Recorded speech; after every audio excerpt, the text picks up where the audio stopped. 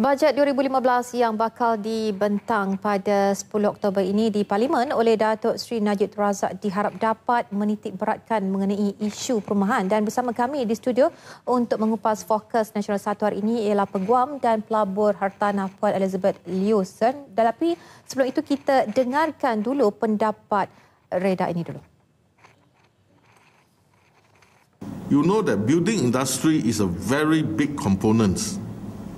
The items are very expensive. You got steel bar, got cement, concrete, you got your sand. A lot of these building material distributors don't even make that type of profit of 6%. They are making only 1 or 2%. But you come up with this 6% is very big. So we are trying to tell the government, our wish list is for you to bring down from 6% down to 1 or 2%. Baik, itu dia tadi pendapat Reda dan saya ingin ucapkan selamat datang kepada Puan Elizabeth kerana bersudi sama Nasional Satu untuk membincangkan mengenai isu cukai ke atas industri perumahan. Baiklah, Puan Elizabeth, mungkin kita boleh imbas terlebih dahulu pembentangan bajet yang lalu dalam menangani spekulasi dan harga tanah yang boleh dikatakan semakin hari melambung tinggi dan harganya kadang-kadang tak masuk akal. Jadi bagaimana Puan melihat keberkesanan dari segi RPJT dan lain-lain? Sebenarnya bajet yang tahun lepas tu memang RPJT tu telah dinaikkan. Tapi dari saya rasa RPJT bukan satu-satu sebabnya yang menjadi yang boleh yang boleh memberhentikan aktiviti spekulasi. Sebenarnya semenjak Januari tahun ini aktiviti pelaburan hartanah memang dah perlahan sangat dari Januari. Satu sebab yang utama adalah pembiayaan pinjaman yang semakin ketat dan juga sekarang bank dan juga pemaju tidak dibenarkan buat DIBS sistem, iaitu di mana pemaju boleh bayarkan bank interest semasa masa pembinaan. Sebab itu adalah satu sebab yang utama dan juga margin pembiayaan tu sudah kurang. Dari dulu mungkin boleh dapat 90%, sekarang dah kurang. Jadi semakin susah untuk orang nak melabur, nak beli rumah. Jadi adakah itu kurangnya orang ramai untuk melabur dalam industri perumahan ini memberi sedikit impak untuk bajet 2015 ni? Memang ada impak yang besar saya rasa. Sebab sekarang dah bulan Oktober kan. Dari Januari saya sudah nampak memang dari segi pemaju jualan dia memang dah jatuh sangat. Dah jatuh kan? Berapa peratus anggaran tu, Puan? Dari katakanlah dari tahun lepas kan, bulan Mac, katakan penjualan hartanah dari pemaju, katakanlah penjualan semua hartanah di Malaysia lah. Mungkin 80% dari pemaju, 20% secondary market, maknanya second hand house kan. Tahun ini sudah terbalik. Dari pemaju mungkin 20% saja dan second hand house dah jadi 80%. Apakah yang menyebabkan dia jadi terbalik macam ni? Sebab sekarang kalau kita nak melabur, nak beli rumah dari pemaju, yang kita punya deposit tu dah tinggi sangat. Sebab kita kena bayar deposit, interest pun kena bayar dan juga macam katakan benda-benda yang percuma dari dulu kan, legal fees ke ataupun renovation package, itu semua tidak boleh dibiayai oleh bank. Semua kena keluarkan dari poket sendiri. Jadi semakin susah untuk melabur. Okey, baik. Jadi ada juga yang mencadangkan agar kerajaan untuk menghentikan penjualan tanah kepada pemaju, tetapi sebaliknya menyediakan tanah untuk dibangunkan dengan perumahan awam dan juga rumah mampu milik. Adakah pendekatan ini berkesan dalam masa jangka panjang untuk menyelesaikan isu cukai ke atas industri perumahan itu sendiri? Memang itu cadangan yang bagus saya rasa. Okay? Sebab tanah kerajaan kena disediakan untuk perumahan awam, itu memang tujuannya. Tapi tanah sedia ada, tapi siapa yang akan buat pembinaan dan pembangunan dan infrastruktur? Jadi cadangan saya yang kedua adalah kerajaan buat usaha sama dengan pemaju, di mana kerajaan sediakan tanah, pemaju jadi partner usaha sama. Pemaju akan buat pembangunan, buat pembinaan. Dan kerajaan bagi tanah dan juga bagi nama senarai calon-calon yang berlayak untuk beli rumah tu. Jadi usaha sama, joint venture macam ni boleh jadi berkesan. Okay? Tapi untuk menggalakkan pemaju untuk bekerjasama dengan kerajaan, mungkin kerajaan kena kena memastikan bahawa pemaju boleh cover kos pembangunan dia, kos binaan, dengan mungkin ada keuntungan yang tetap. Katakan mungkin 10% ke 15% ke. Dengan cara ni mesti ada pemaju yang minat untuk kerjasama dengan kerajaan. Ataupun mungkin kerajaan tak janjikan atau tak macam promise apa-apa keuntungan, tapi kerajaan bagi option pertama kepada pemaju tu untuk beli tanah kerajaan dengan mungkin harga yang telah ditetapkan untuk pemaju tu buat mixed development ke, buat skim perumahan yang lain ke, kos perumahan kos tinggi ke, supaya pemaju tu boleh cover balik dia punya kos lah. Ini mungkin satu caranya. Tapi akhirnya saya rasa rumah mampu ni bukan saja bagi rumah kepada rakyat, tapi kita kena, dari segi kerajaan, kita kena bagi satu cara hidup, satu keadaan sosial yang selesa dan sesuai untuk rakyat, bukan saja satu rumah. Jadi saya rasa mungkin kerajaan boleh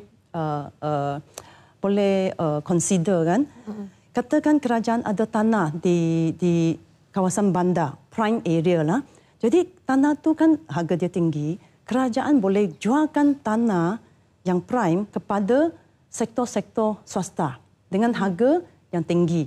Dapatkan keuntungan tu, kerajaan boleh dapatkan tanah di luar bandar, mungkin Serenda ke, Rawang ke, Semenyih ke, yang tanah tu boleh jadi apa? Kerajaan boleh dapat tanah yang lebih besar, boleh membangunkan satu skim perumahan township yang lagi yang besar, penuh dengan selesa, yang besar, selesa, dengan fasiliti, dengan taman-taman, senaman, ada apa? Cycling track, siap dengan semua fasiliti, amenities, dengan infrastruktur. Jadi bukan saja bagi rakyat rumah, bagi dia satu tempat perumahan yang memang selesa untuk satu keluarga. Ini agak sihat juga pada keluarga. Yes. Baik, sekarang ini tidak nafikan semua orang mempunyai keinginan untuk memiliki rumah sendiri. Jadi kalau kita lihat keadaan sekarang yang dilihat kos sara hidup yang agak tinggi, terutama sekali di bandar-bandar besar, harga rumah mampu milik mungkin mengikut kawasan. Seperti Puan katakan tadi, kalau di luar kawasan Rawang sebagainya mungkin harganya agak rendah. Tetapi kalau Damansara, Bangsa dan Ampang memang harganya memang meningkat. Jadi apakah harga siling bagi rumah mampu milik yang sebenarnya bersesuaian, yang berdasarkan keadaan ekonomi rakyat ketika ini? Memang sekarang harga siling untuk rumah mampu milik atau prima memang ditetapkan 400. Itu itu harga siling. Jadi maknanya boleh harga tu boleh kurang daripada 400,000. Dari katakan macam apa yang kamu cakap tadi kan, kalau dari segi bandar, katakan Kuala Lumpur ke Penang ke Johor, 400 tu memang rumah mampu. Tapi kalau Kuantan, Ipoh ke Kedah ke, itu dah jadi rumah mewah. Tapi setiap kali pemaju nak membuat pembangunan, pemaju kena dapatkan kelulusan dari kerajaan tempatan. Jadi saya rasa itu mungkin tanggungjawab kerajaan tempatan. Masa dalam proses kelulusan, proses pertimbangan kelulusan pembangunan rumah mampu milik ni, kerajaan tempatan boleh dapatkan ulasan dari Jabatan Nilaian Hartanah Tempatan untuk menetapkan satu nilai yang berpatutan, yang bersesuaian untuk kawasan itu. Tapi harga tu memang tak boleh lebih tinggi daripada 400 lah. Tapi pandangan tempat lah, mungkin Kuantan tu 200.5 ke, Kuala Lumpur mungkin 400, mengikut kawasan. Okey. Baik, bagaimana pula dengan pelaksanaan cukai barang dan perkhidmatan GST tahun depan? Adakah ia bakal memberi impak ataupun mengubah persekitaran sektor hartanah itu sendiri dengan serta-merta? Mungkin sesuatu akan berlaku, dan bagi pihak pemaju sendiri, adakah ia akan menjejaskan harga selepas pelaksanaan GST tahun depan? GST itu pelaksanaan GST efektif 1 April tahun depan. Sama ada impak dia yang serta-merta, kita masih tak boleh nampak lagi sekarang. Tapi dari segi analisis kan, kalau penjualan perumahan, penjualan rumah memang tidak dikenakan GST sebab itu perumahan. Itu penjualan. Tapi kos-kos pembinaan tu dikenakan GST. Maknanya dari segi kos raw material, dari segi simen ke, besi ke, sumber manusia ke, ataupun kos pemasaran, itu semua dikenakan GST.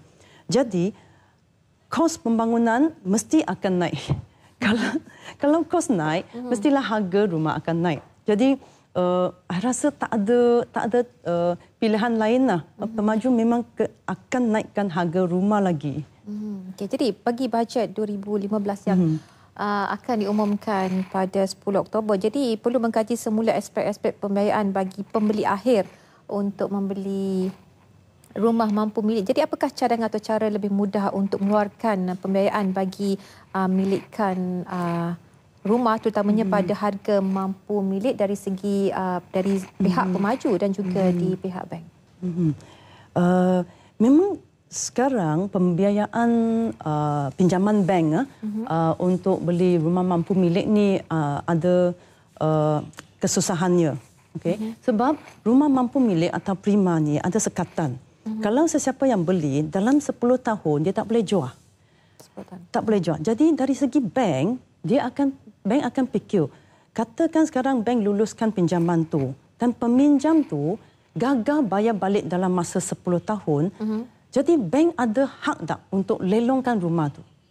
Sebab rumah tu tak boleh dijual dalam 10 tahun. Dan juga dari segi pembiayaan bank, biasanya bank sebelum dia luluskan pinjaman, dia akan tengok dari dua segi. Segi pertama, kedudukan kewangan peminjam tu. Maknanya gaji dia berapa, gaji income dan juga komitmen. Sama ada peminjam tu mampu untuk bayar balik bank tak? Mampu bayar installment bulanan. Dan segi kedua adalah security. Maknanya bank akan tengok sama ada rumah ni boleh jadi security kepada bank, boleh dicagarkan kepada bank ke tak.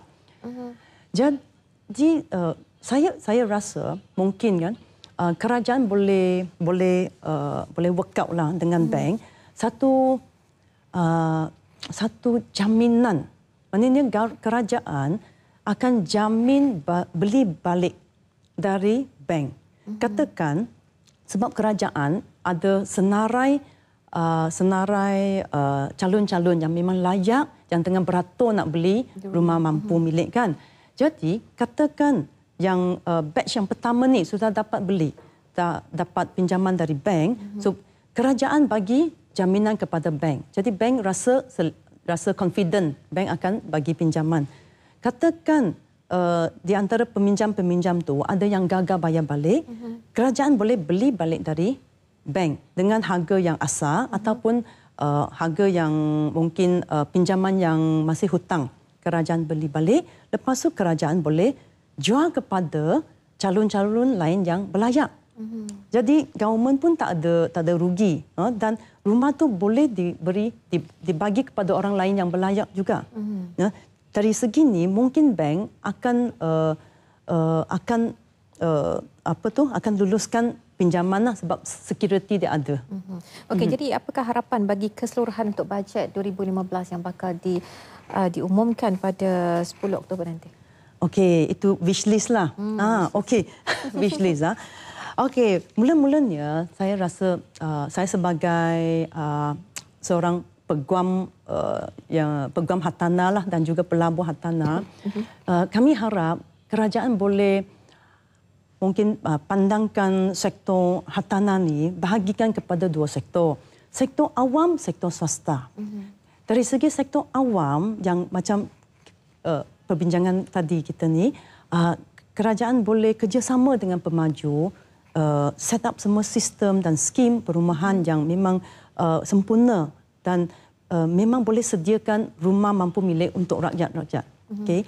Dari segi sektor hartanah swasta, sama ada perumahan swasta ataupun komersial ke industri itu, biarkan daya market force tu berjalan, demand and supply, biarkan dia berjalan sendiri. Jadi kalau pelabur nak melabur dan dia mampu melabur, biarkan dia melabur. Jangan kita cuba menyusahkanlah, kan. So itu satu. Dan kedua, dari segi kadar inflasi, itu memang saya bimbang sangat. Saya rasa kalau government kena fokus lah, government kena fokus untuk maintainkan inflasi itu ke tahap yang boleh tahan. Okay. Itu dua-dua wish list saya. Okey, baiklah. Okey, rasanya ini saja masa yang kita ada untuk membincangkan mengenai isu cukai ke atas industri perumahan. Terima kasih saya ucapkan kepada Puan Elizabeth Liu, iaitu beliau adalah seorang peguam dan juga pelabur hartanah. Terima kasih kerana sudi bersama Nasional 1 hari ini.